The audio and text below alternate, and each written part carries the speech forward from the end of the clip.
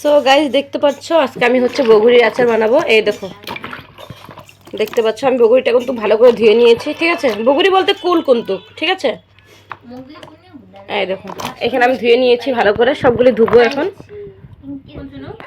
এখানে আমি শুকনো লঙ্কা ভেজে নিয়েছি, আর এখানে হচ্ছে মশলা। এইখানে হচ্ছে ধনিয়া আছে, মহুরি আছে, ঠিক আছে। এটা আমি পুরো ভেজে নিয়েছি, এটা আমার ভাজা হয়ে গেছে।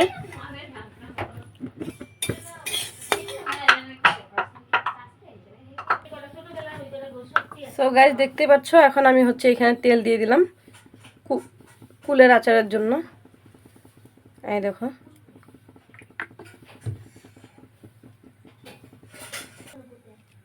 সো গাইস দেখতে পাচ্ছ আমি তেলটা কিন্তু গরম হয়ে গেছে। আমি এখানে কয়েকটা তেজপাতা দিয়ে দেবো।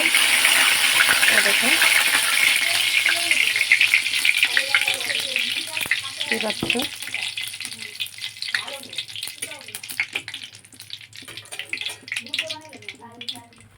এখন আমি কুলগুলো দিয়ে দেবো।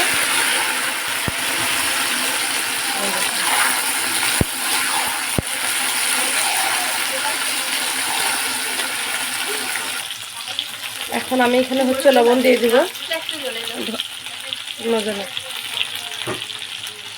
লবণ দিয়ে দিচ্ছি। এই দেখতে পাচ্ছ কুল তো তো লবণটা অল্প বেশি করে দিতে হবে।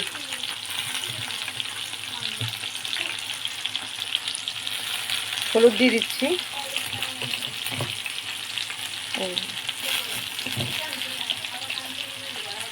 পিঙ্কি দি তুমি বলে পাকা লঙ্কা দিবা, কই দাও তাড়াতাড়ি।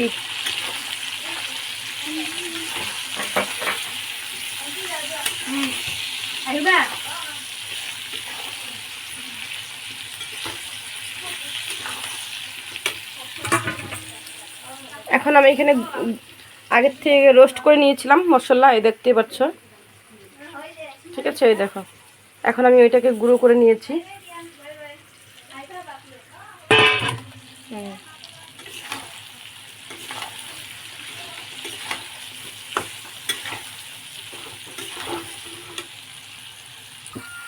এখানটাতে হচ্ছে আমি কয়টা কিন্তু লঙ্কা গোটাও দিয়ে দিয়েছি, ঠিক আছে।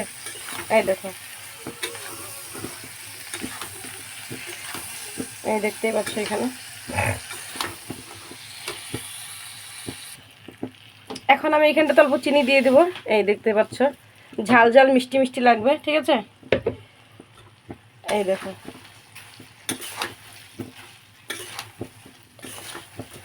এখন অল্প লাড়াচাড়া করে তারপরে আমি হচ্ছে এটাকে নামিয়ে দিব। যদিও আমি তেল কম দিয়েছি গাইস, ঠিক আছে।